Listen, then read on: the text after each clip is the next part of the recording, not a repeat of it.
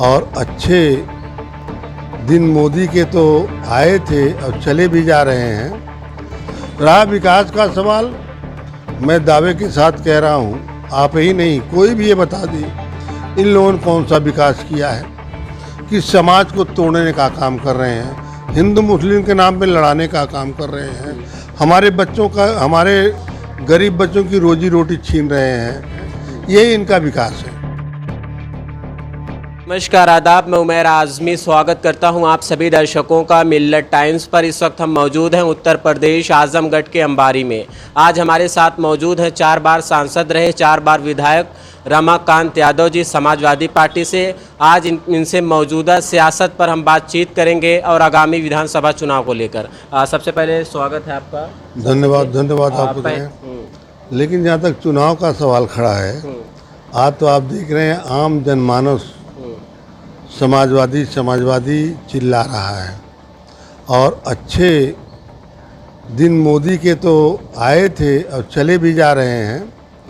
अब 2022 में समाजवादी पार्टी की सरकार बनेगी, माननीय अखिलेश जी मुख्यमंत्री बनेंगे, तो निश्चित रूप से गरीबों की, किसानों की, मजदूरों की, पिछड़ों की, दलितों की सरकार बनेगी। तो निश्चित रूप से अच्छे दिन होंगे, खुशी के दिन होंगे। सांसद जी, स्ट्रेटेजी तो छोड़ दीजिए, मत बताइए, लेकिन आप ये बताइए कि जिस तरीके से भारतीय जनता पार्टी को आपकी पार्टी ने प्रण लिया है कि समाजवादी पार्टी आएगी और भारतीय जनता पार्टी को सत्ता से उखाड़ कर फेंक देना है, तो आखिर कैसे ये मुमकिन हो पाएगा? क्योंकि जो सरकार सत्ता में है और लगातार जो सबका साथ सबका विकास की बात करती है और तरह तरह के एजेंडे पूरे प्रदेश में चला रही है, तो कितना आसान होगा समाजवादी पार्टी के लिए? देखिए, भारतीय जनता पार्टी का जो मामला है, लोग पहले बहकावे में आ गए थे धर्म के नाम पर। आज खेत खलिहान में काम करने वाला व्यक्ति भी बहुत धड़ल्ले से कह रहा है, इतना झूठ बोलने वाला कोई प्रधानमंत्री और मुख्यमंत्री ना तो आज तक देश में आया है ना आएगा। और लोग यहाँ तक कहते हैं अगर झूठ बोलने में कंपटीशन किया जाए तो पूरी दुनिया में सबसे नंबर 1 पर हमारे देश के प्रधानमंत्री आएंगे। रहा विकास का सवाल, मैं दावे के साथ कह रहा हूँ, आप ही नहीं कोई भी ये बता दे इन लोगों ने कौन सा विकास किया है। इनका विकास कुछ नहीं है, विकास के नाम पे कोई बात भी नहीं है।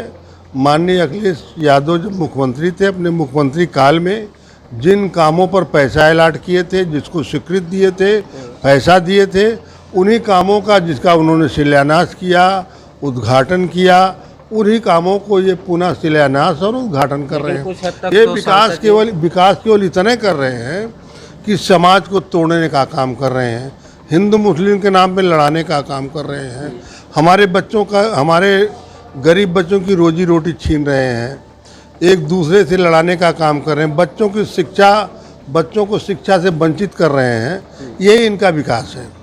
तो क्या लग रहा है 2022 में अगर सरकार बनती है, जो नौजवानों के पास रोज़गार नहीं है और जो सिस्टमेटिक तरीके से, आप लोग का बार बार ये भी कहना रहा है कि लॉ एंड ऑर्डर पूरी तरीके से ताक पर है इस सरकार में। अच्छा, समाजवादी पार्टी के राष्ट्रीय अध्यक्ष भी ये बात कह रहे हैं और आपके भी कई बयानात इस तरीके के हैं, तो क्या लग रहा है कि लॉ एंड ऑर्डर को मेंटेन कर लेंगे आप लोग सरकार बनाने के बाद? देखिए, लॉ एंड ऑर्डर का जहाँ तक सवाल है, आपने देखा है 5 साल इसके पहले हमारे राष्ट्रीय अध्यक्ष माननीय अखिलेश यादव जी मुख्यमंत्री रहे हैं। इनसे हर तरह से अच्छा रहा, लॉ एंड ऑर्डर रहा, हर चीज़ मेंटेन थी। और इस समय वर्तमान सरकार में, योगी की सरकार में लॉ एंड ऑर्डर कितना मजबूत है कि आप उन्नाव की घटना देखे होंगे, सेंगर की, आपने हाथरस घटना देखा, आपने खीरी लखीमपुर में पर्चा दाखिला के दिन जिस तरीके से महाभारत में चीरहरण हुआ था, महिलाओं का चीरहरण हो रहा है, खुलेआम नंगी नाच नाची है, खुलेआम बलात्कार हो रहे हैं। यहाँ तक कि इनका प्रशासन, इनका शासन, इनकी पुलिस, इनके विभाग के जो आईजी थे, जिन्हें जबरदस्ती रिटायर कर दिया गया, ये क्या नाम है, अमिताभ ठाकुर, आपने देखा जिस बर्बरता के तरीके से एक अधिकारी को जबरदस्ती घसीटते हुए, जबरदस्ती उनको गाड़ी में लादना, उनके फर्जी मुकदमे में फंसाना, तमाम बातें हुई हैं। और ये मुख्यमंत्री के मुंह से आवाज़ निकलती है ठोक दो ठोक दो। ये आवाज़ तो नहीं निकलनी चाहिए। एक जिम्मेदार व्यक्ति है, प्रदेश के मुखिया हैं, प्रदेश के मालिक हैं। एक मुखिया का कर्तव्य बनता है कि वोट दिया हो तो न दिया हो तो सबको एक समान लेके चलना चाहिए, क्योंकि प्रदेश का मुखिया की जिम्मेदारी ये बनती है, अमीर है, गरीब है, किसी भी धर्म का है, किसी जात का, किसी बिरादरी का है, सबको सम्मान जो है समान रूप से देना चाहिए, सबको एक निगाह से देखना चाहिए। लेकिन आज आम जनता ये कह रही है कि वर्तमान मुख्यमंत्री केवल स्वजाति लोगों को सम्मान दे रहे हैं, स्वजाति लोगों का काम कर रहे हैं, स्वजाति अधिकारियों का पोस्टिंग कर रहे हैं और दूसरे जातियों के लोगों को अपमानित कर रहे हैं, उपेक्षित कर रहे हैं और खराब जगहों पर रख रहे हैं। तो इससे बड़ा संदेश किया जा सकता उत्तर है। प्रदेश के पूर्व मुख्यमंत्री अखिलेश यादव ये भी कहीं ना कहीं आरोप लगाते हैं कि जिले के जो जिलाधिकारी होते हैं, एसपी होते हैं, वो लोग सरकार बनाते हैं। तो कहाँ तक आप इस बात से इत्तेफाक रखते हैं? देखिए, ऐसा है, जिले के अधिकारी जो गिनती का वोट होता है, जैसे आपने देखा पंचायत का चुनाव हुआ, पंचायत के चुनाव में प्रधान और बीडीसी जिला पंचायत सदस्य जो आम जनता जिसको वोट दिया है उसमें समाजवादी पार्टी के लोग 70% लोग जीते हैं।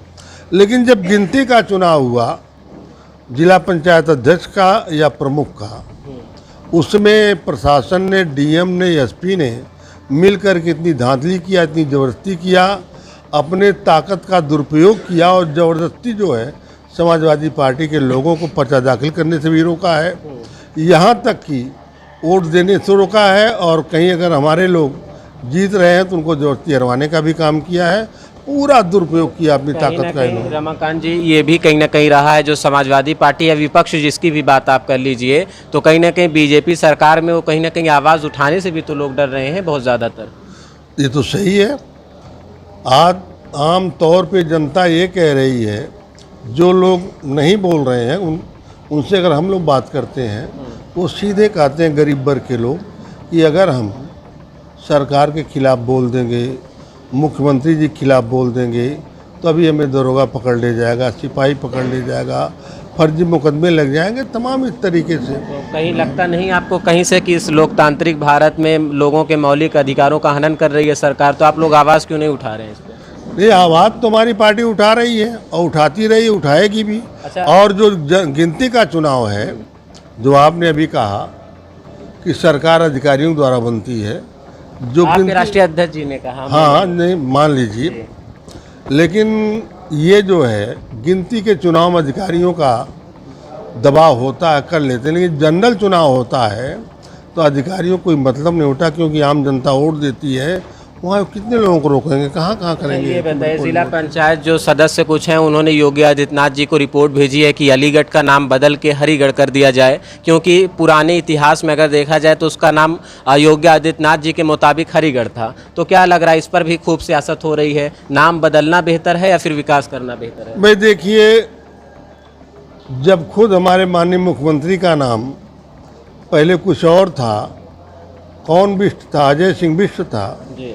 जब अपना नाम बदल सकते हैं, आदित्यनाथ जोगी रख सकते हैं अजय सिंह बिष्ट की जगह, तो नाम बदलने उनको आनंद आ रहा है, विकास उनको विकास दिखाई दे रहा है। हमने कहा ना, पहले हमने कहा धर्म के नाम पे, जात के नाम पे लड़ाना चाहते हैं। और अभी आपने देखा होगा 15-20 दिन पहले रिजल्ट आया है प्रधानाचार्य का, इंटर कॉलेज, डिग्री कॉलेज का, उसमें 90% उनके स्वजाति लोग हुए हैं, जो आरक्षण हमारा 27% है पिछड़ों का और 22% दलितों का है। उस आरक्षण को हमें जो है तोड़ मरोड़ ख़त्म किया गया है। दलितों को 6% आरक्षण दिया गया है, दलितों को 2% दिया गया है, बैकवर्डों को, पिछड़ों को जो 6% दिया गया है, अनुसूचित जनजाति को 0.6% दिया गया है। तो इस तरीके से गुमराह करके, जात के नाम पे, धर्म के नाम पर ये गुमराह करके हमारे गरीबों का हक मार रहे हैं। क्या लग रहा है 2022 में धर्म के नाम पर फिर से सरकार बना सकती है भारतीय जनता पार्टी? और दूसरी बात ये भी रही है कि बीजेपी तरह तरह की बातें करती है, आपके हिसाब से धर्म की राजनीति करती है, तो क्या लग रहा है 2022 में क्या तस्वीरें होंगी? क्योंकि असदुद्दीन ओवैसी भी आ गए हैं, चंद्रशेखर आज़ाद भी चुनाव लड़ रहे हैं, ओपी राजभर भी कब कहाँ करवट ले लें कोई भरोसा उनका भी नहीं है। तो ऐसी स्थिति में आप ये बताइए, कहीं ना कहीं वोटों का भी बंटवारा होगा? देखिए, ऐसा है, काठ की हांडी जो है एक ही बार चढ़ सकती है चूल्हे पर, जी। दोबारा नहीं चढ़ती है। आपने तमाम नेताओं का नाम लिया, पार्टियों का नाम लिया। लोकतंत्र में सबको चुनाव लड़ने का अधिकार है, उसमें कोई रोक नहीं सकता है। रहा सवाल मतदाता की क्या रुझान है, आपने तमाम नाम लिया, मैं नाम नहीं लूँगा। बंगाल में भी वो लोग गए हैं, बंगाल में भी वो लोग थे, लेकिन बंगाल में वहाँ की जनता ने ममता बनर्जी जी को प्रचंड बहुमत से बनाया सरकार।